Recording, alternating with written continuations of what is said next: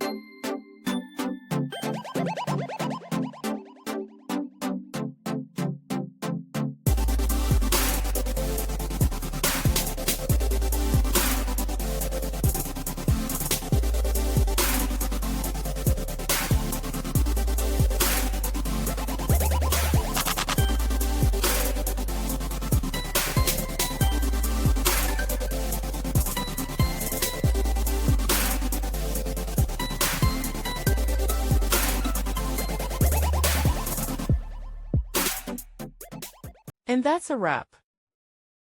I hope you found the answer you were looking for. If you did, take a second to hit that subscribe button. It really helps out. And let me know in the comments which solution worked best for you. See you next time in the debug zone.